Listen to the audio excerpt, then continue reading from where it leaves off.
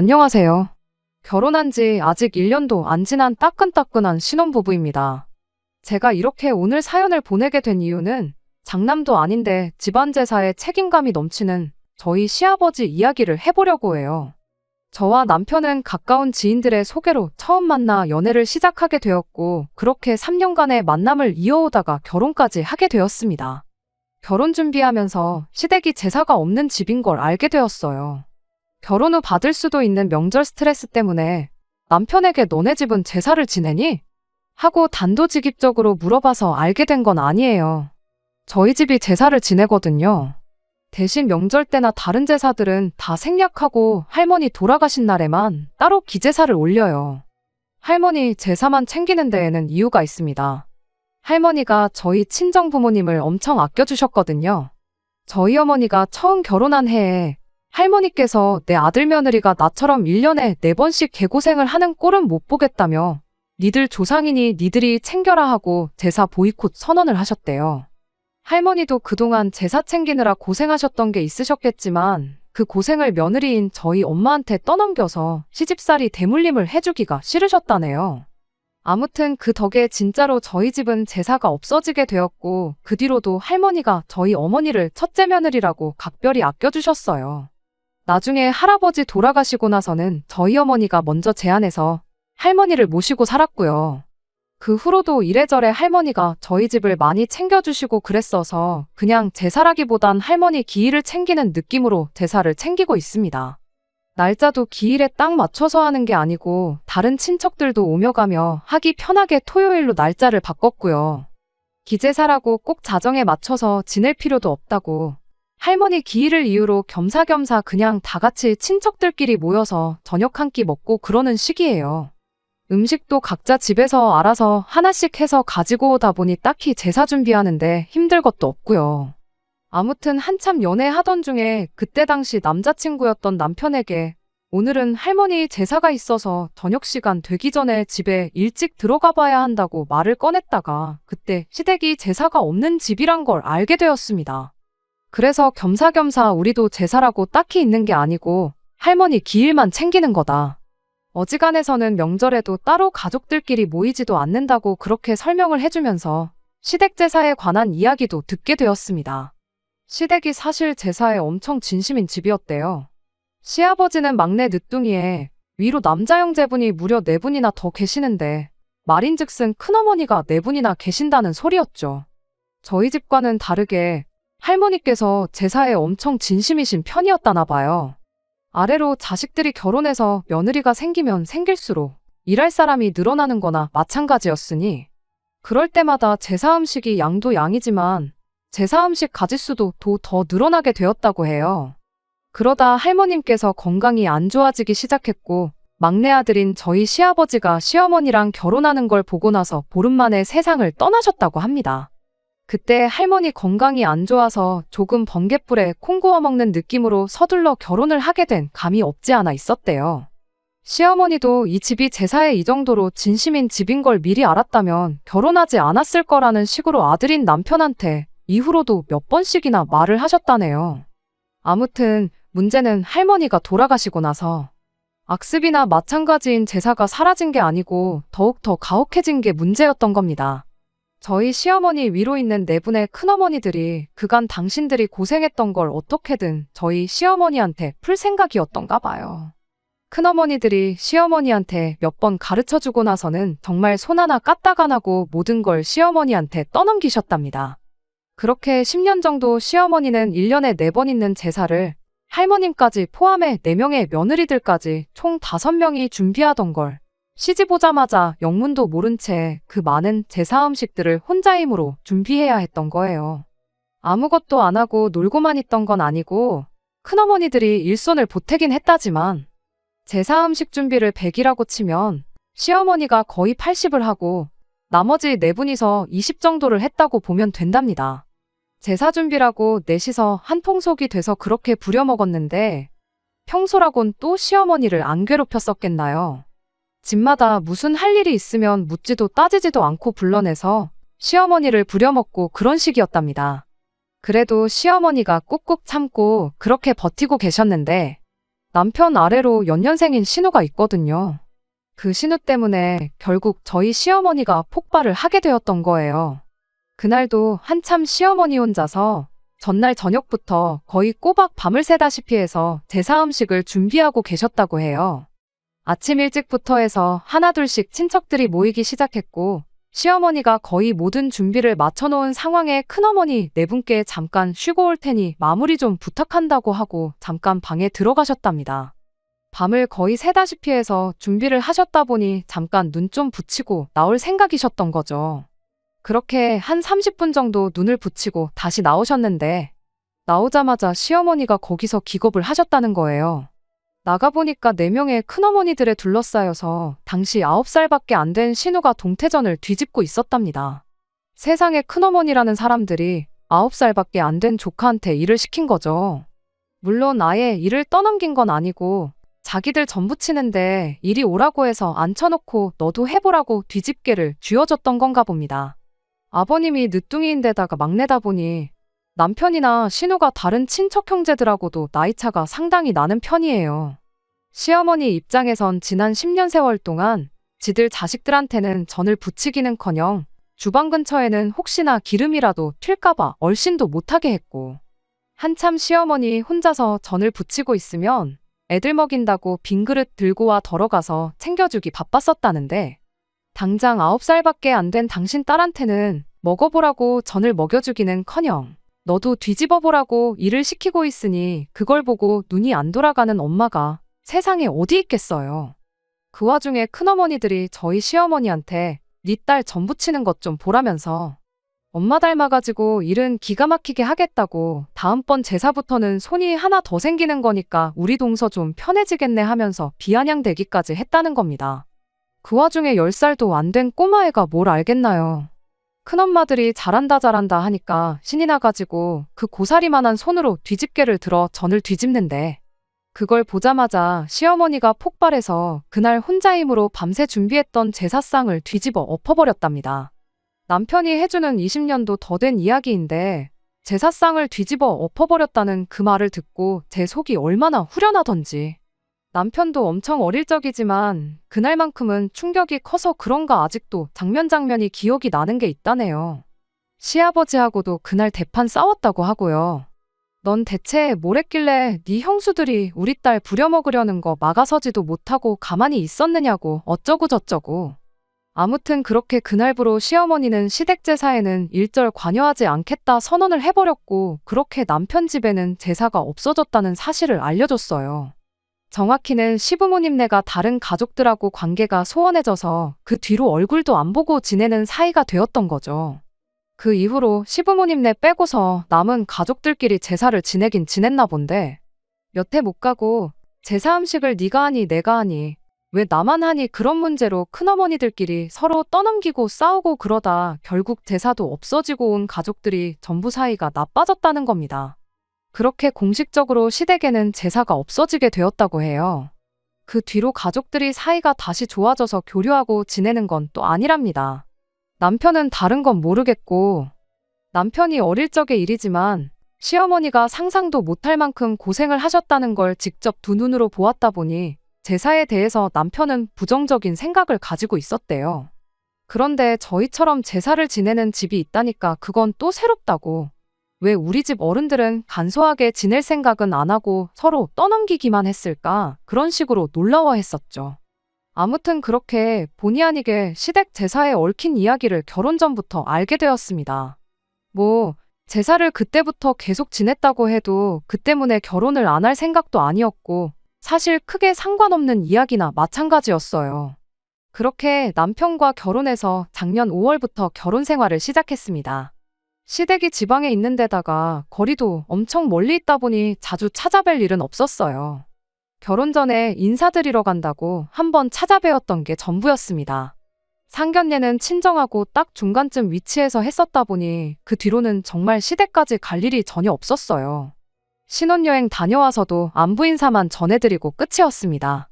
시부모님 두 분 다 거리가 워낙에 멀다 보니까 오히려 먼저 뭐하러 그 멀리까지 고생스럽게 오며 가며 하냐고 피곤할 텐데 그냥 집에서 쉬라고 해주셨었고 그러다 보니 결혼하고 처음 맞는 첫 명절인 추석이 오기 전까지는 시댁에 따로 시간 내서 찾아갈 일이 없었어요. 그냥 일주일에 한두 번씩 안부 전화만 드리고 그러는 시기였습니다. 그러다 이제 시댁에 다녀올 일이 다가오게 되었습니다. 명절인 추석이 다가오고 있었거든요. 지난 추석이 연휴라기에는 뭔가 아쉬운 그런 느낌이었어요. 크게 다르게 있겠냐마는 굳이 주말을 끼고 쉰다면 주말을 연휴 앞에 껴서 토일월화수 쉬는 것보다 연휴 뒤에 껴서 수목금토일 이렇게 쉬는 게 훨씬 더 쉬는 느낌이 나잖아요. 양가에 인사드리러 가는 거 먼저 끝내고 주말까지 내리 푹 쉴 수 있으니까 말이에요.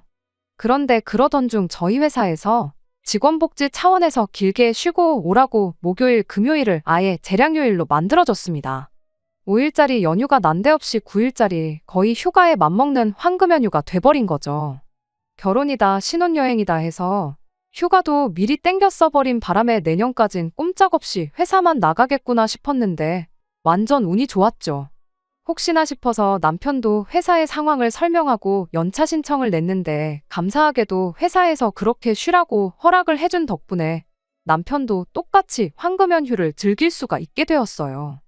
남편과 상의 후 양가에는 연휴가 시작되기 직전에 있는 주말을 활용해 다녀오기로 했고 남은 기간은 뭐 어디 해외여행이라도 가야 하나 하면서 한참 행복한 고민을 하고 있었습니다. 일단 친정에 먼저 연락을 했어요. 친정 부모님은 뭐 명절이 대수냐고 그냥 주말이든 언제든 안 와도 되니까 하루라도 더 둘이서 즐기다 오라는 대답을 들었습니다. 그 말을 듣고 곧바로 시댁에도 연락을 했어요. 시댁이 거리가 워낙에 있다 보니까 시어머니 입장에선 자주 보지도 못하는데 명절에도 건너뛰라고 하기는 조금 그랬었나 봐요.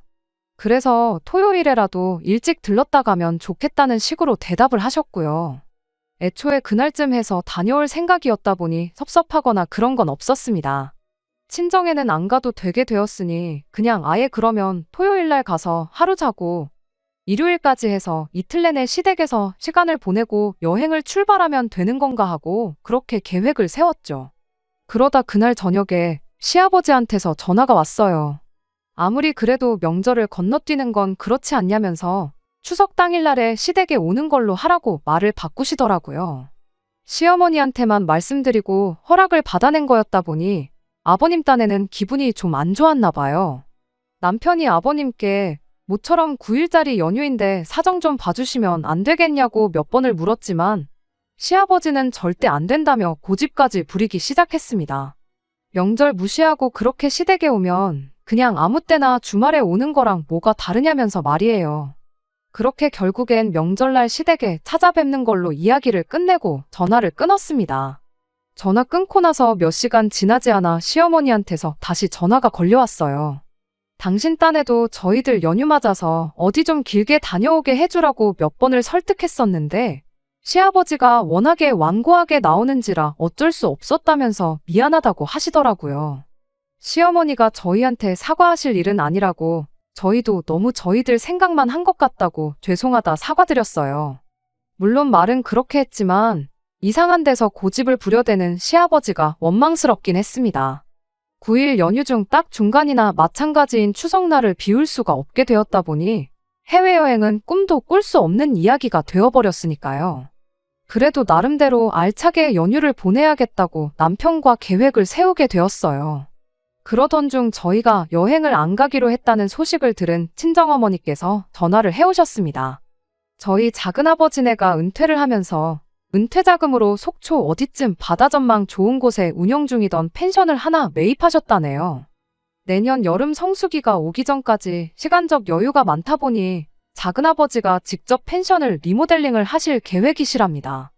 그런 만큼 그 당장 영업한다고 바쁜 것도 아니고 리모델링 공사도 아직 시작을 안 했다 보니 당장 연휴 맞아서 친척들끼리 다 그 펜션에 모여서 2박 3일 푹 쉬다 오기로 했다는 거예요. 저희 여행 계획이 어그러졌으니 아쉬운 대로 거기라도 따라가서 놀다 오지 않겠냐고 제안을 해주신 거죠. 원한다면 작은아버지한테 부탁해서 그 주 주말까지 내내 저희가 그 펜션을 숙소처럼 사용할 수 있게 물어보겠다고 하시더라고요. 그래서 이참에 그냥 속초를 거점으로 강원도 여기저기 돌아다니는 것도 좋겠다 싶어 그렇게 하기로 했습니다. 시댁에는 새벽바람에 출발해 점심까지 먹고 거기서 조금 쉬다가 저녁 시간 되기 전에 그 펜션으로 이동하는 걸로 그렇게 계획을 세웠어요. 시댁에서 대충 차로 1시간 반 정도 거리라서 점심 먹고 적당히 시간 보내다 오면 시간이 딱 알맞겠더라고요. 추석날 당일 직전인 주말에는 둘이서 그래도 비행기 타는 기분이라도 내자고 2박 3일 제주도를 다녀오기로 했고요. 그렇게 연휴가 시작되었고 저희는 계획한 대로 토요일에 제주도에 도착해서 시간을 보냈습니다. 거기서 즐겁게 시간을 보내고 월요일 점심쯤 해서 비행기 타고 집에 돌아왔어요. 다음 날에 아무래도 운전을 많이 해야 했다 보니 그날은 그냥 다른 거 더 안 하고 집에 오자마자 바로 잠을 청했죠. 그렇게 새벽에 일어나서 시댁으로 출발하려는데 시어머니한테서 전화가 몇 통이나 와 있더라고요. 톡을 보니까 시어머니가 오지마 이렇게 한마디 보내놓으셨었는데 왜 그러시냐 전화를 해보자니 시간이 한참 주무실 새벽 시간대라 그냥 그대로 부랴부랴 출발했어요. 오지 말라고 보내놓은 톡이 저희 딴에는 그냥 아버님이랑 말다툼 같은 거 하셔서 그러신가 보다 하고 대수롭지 않게 생각했죠. 그렇게 차로 6시간 거리를 달려서 시댁에 도착을 했습니다. 결혼하고 처음 찾아뵙는 것이니만큼 얼마나 우리를 반겨주실까 잔뜩 기대하고 시댁 현관문을 열었죠. 그런데 그 앞에 펼쳐진 광경이 저도 저지만 남편도 그 자리에 얼어붙어서 이게 무슨 상황인가 파악하느라고 아주 정신이 없어 보였어요. 저희가 집을 잘못 찾아왔나 싶을 정도로 집 안은 처음 보는 사람들로 가득하고 시끌벅적했거든요. 제대로 찾아왔는지 알 수 있었던 건 그 수많은 사람들 가운데 넋이 빠진 얼굴을 하고 음식을 하고 있는 시어머니를 발견하고 나서였어요. 넋이 빠진 얼굴을 하고 있던 건 시어머니뿐만이 아니었습니다. 생전 처음 보는 저희랑 10에서 15 정도 나이차가 날 법한 다른 여자분들 몇 명이 딱 저희 시어머니가 짓고 있는 표정과 똑같은 표정을 하고 시어머니 곁에서 같이 음식을 준비하고 있었거든요. 이게 무슨 일인지 도무지 상황 파악이 안 되는 가운데 시아버지가 신이 나서는 저희들한테 이제 왔냐고 인사를 한마디 건네시더라고요. 그리곤 저희를 한참 사람들 떠들고 있는 거실로 끌고 갔습니다. 그리고 이게 다 무슨 상황인지 그때가 돼서 알게 되었어요. 그분들이 다 아버님 위로 있는 큰아버지들이래요. 옆에 앉아있는 건 뭐 말해 뭐 하겠나요. 그 집 자식들이랑 결혼 전에 남편한테 말로만 들었던 악독하기로 소문난 큰어머니들이었습니다. 남편도 워낙에 오랜만에 보는 사람들이다 보니 이 사람들이 다 누군가 싶었던 거죠. 그러던 와중에 큰어머니 중 가장 기가 세 보이는 분 한 분이 아버님한테 쟤는 왜 데리고 왔냐면서 저를 턱으로 띡 하고 가르치더라고요. 그러더니 그 처음 보는 사람이 저한테 이렇게 한마디 던지더군요. 너는 네 시어머니가 저기서 그렇게 고생하고 있는데 눈치가 없는 거냐면서 대충 분위기 파악했으면 얼른 가서 음식하는 거나 도우라고요. 시어머니한테 향하는 제 뒤로 그 여자가 시아버지한테 이렇게 한마디 하대요. 그래도 막내가 이제는 쫄따구도 많이 생겨서 편해지겠다고 내년부터는 장 보는 것부터 그런 거는 직접 하면 좋겠다니 어쩌니 하면서요.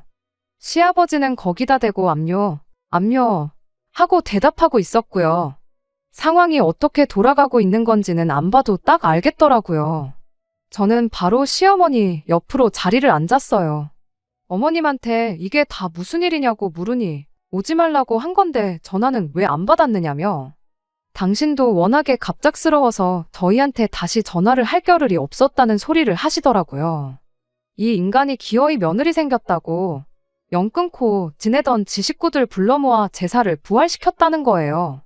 시어머니 옆에 앉아있는 난생 처음 보는 분들은 다 각자 집 식구들 며느리랍니다. 영문도 모른 채 난생 처음 와보는 집에 끌려와서 각자들 시어머니들이 제사 준비하라고 시켰으니 시킨 대로 일단 저는 붙이고 있는데 이게 무슨 상황인가 도저히 감도 안 잡히는 눈치였어요. 대충 이야기를 종합해보니 과거에 시어머니로 인해서 제사가 사라지게 되었고 그 후로 자기들끼리 왜 나 혼자만 일하니 어쩌니 하면서 뿔뿔이 흩어졌던 건 사실이었나 봐요. 그 자리에 있던 며느리라는 사람들도 서로들 처음 보는 사이라고 하더라고요. 일단 시어머니가 진두지휘를 맡아서 이거 해라 저거 해라 시키고 계시니 하고는 있는데 결혼한 뒤로 단 한 번도 챙긴 적 없던 제사를 챙기는 게 다들 어이없어 하는 눈치였어요. 일단 다른 사람들도 하고 있고 우리 시어머니도 하고 있으니 저도 하는 수 없이 다른 음식을 준비하기 시작했죠. 그러다가 고개를 들었는데 남편이 어쩔 줄을 몰라 하면서 저 멀리서 저를 쳐다보고 있더라고요. 저 인간이 일하는 것도 열받아 죽겠는데 도와주는 신용도 안 하고 쳐다만 보고 있다고 열이 막 올라오던 찰나에 남편이 눈을 깜빡하더니 저한테 무슨 사인을 보내더라고요. 그리곤 그 길로 자리에서 일어나더니 살금살금 혼자서 자기 외투랑 그런 걸 챙기고 쓱 밖으로 나가는 거예요. 평소에도 죽이 잘 맞는 게 이럴 때 도움이 될 줄은 정말 몰랐습니다. 대충 남편이 무슨 생각을 하고 있는지 짐작이 돼서 그 길로 화장실 좀 다녀오겠다 말하고 안방으로 들어가서 시어머니 옷까지 몇 개 챙겨서 몰래 제 가방에 쑤셔 넣었어요. 그리고는 자리로 돌아와서 시어머니한테 말했죠. 차에 뭐 두고 온 것 같은데 가지러 좀 다녀와야겠다고요. 그런데 그게 엄청 무거운 거라 혼자 들고 오기 뭐한데 어머님도 같이 가주시면 안 되냐고 물어봤어요. 시어머니가 할 일이 이렇게 많은데 가긴 어딜 가냐며 저 중에 아무한테나 부탁해서 같이 다녀오시라고 하시는데 제가 최대한 애교 부리면서 시어머니한테 어머님하고 같이 가고 싶다고 어머님도 이참에 바깥바람도 쐬고 허리도 좀 피시라고 그렇게 이야기했습니다. 제가 시작부터 무거운 거라고 못을 박아놓고 말을 꺼냈다 보니 남이나 마찬가지라 큰형님이라고까지 하긴 뭐하고 호칭을 뭐라고 해야 좋을지 모르겠는데 아무튼 그 큰아버지네 며느리들은 난데없이 끌려와서 덤붙이고 있는 것도 열받아 죽겠는데 짐까지 들고 와야겠냐는 표정으로 애써 저희들 시선을 피하고 후라이팬만 바라보면서 음식 준비하는데 여념이 없었어요. 덕분에 아무 방해 없이 시어머니를 모시고 밖으로 나올 수 있었죠. 아니나 다를까 차에 가니 남편이 시동 걸어놓고 저희를 기다리고 있었습니다. 한마디도 안 했는데 어떻게 알고 거기에 엄마까지 모시고 왔냐고 하면서 완전 대박이라고 하더라고요. 남편은 애초에 그 자리에서 저를 데리고 도망칠 계획이었는데 제가 그 와중에 시어머니까지 모시고 나올 줄은 몰랐던 거예요. 시어머니한테 제가 말했죠. 제사 지내는 건 저기 있는 사람들한테 알아서 하라 그러고 어머님은 저희랑 같이 놀러 가시자고요. 어차피 어머님이 어느 정도 다 끝내놓으신 거 아니냐고 그 정도 해줬으면 충분히 하셨다고 말하고 그 길로 저희는 시어머니를 납치하듯 끌고 저희 작은아버지가 인수하셨다는 펜션으로 바로 향했어요. 시어머니도 처음에는 이래도 되겠냐면서 주저하셨지만 나중간이 에라 모르겠다 하시면서 빨리 출발하라고 하시더라고요. 차가 출발하자마자 옷 구겨진다고 제가 안방에서 챙겨 나온 시어머니 옷을 가방에서 꺼냈죠. 남편이 그거 보고 또 대박이라고 그 와중에 엄마 옷까지 챙겨서 나올 생각을 했냐면서 놀라대요. 시어머니도 그때부터는 한참 즐거운 표정만 짓고 계셨어요. 차를 출발시킨 지 한 20분쯤 지났나 저희 전화기가 불이 나도록 연락이 왔습니다만 하나도 받지 않았습니다. 시어머니는 급하게 나오느라 전화기를 두고 오셨는데 오히려 그 편이 마음이 더 편했을 거라 생각해요.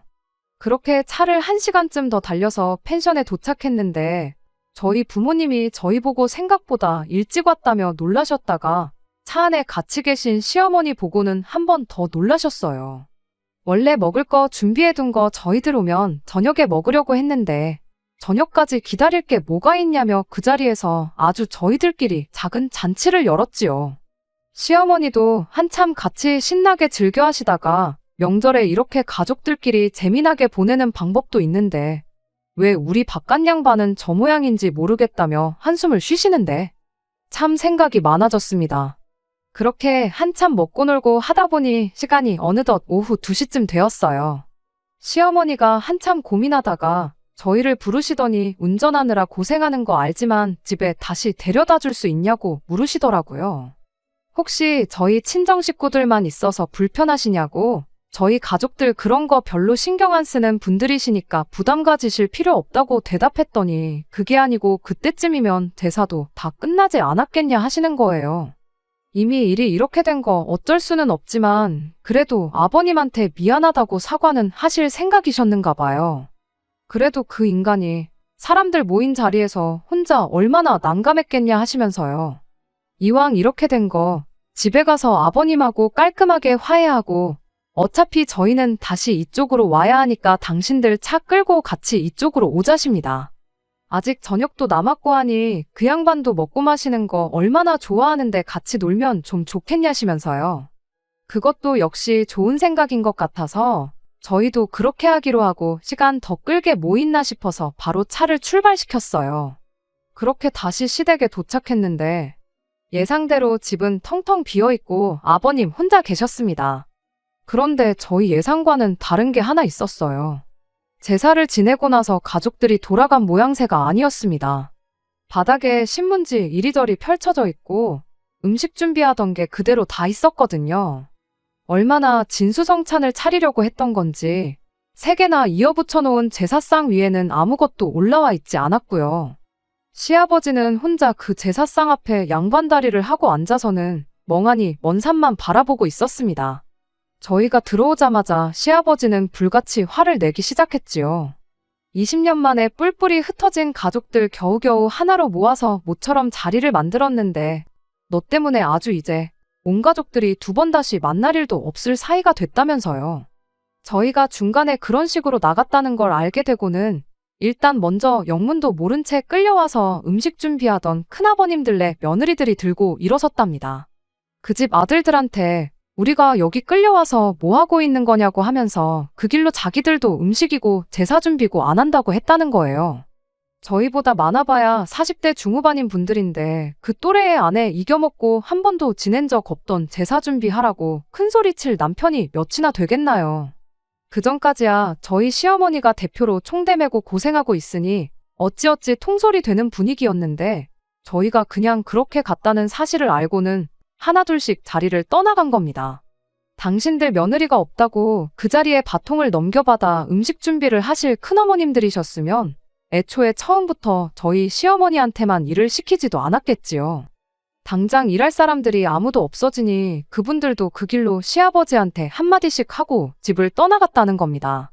시아버지는 혼자 망연자실해서 저희 올 때까지 그렇게 혼자 앉아서 멍 때리고 있었던 거고요. 시어머니는 그렇게 된 상황에 처음에는 난감해하면서 아버님한테 미안하다고 일이 이렇게까지 될 줄은 몰랐다며 계속 사과를 하셨어요.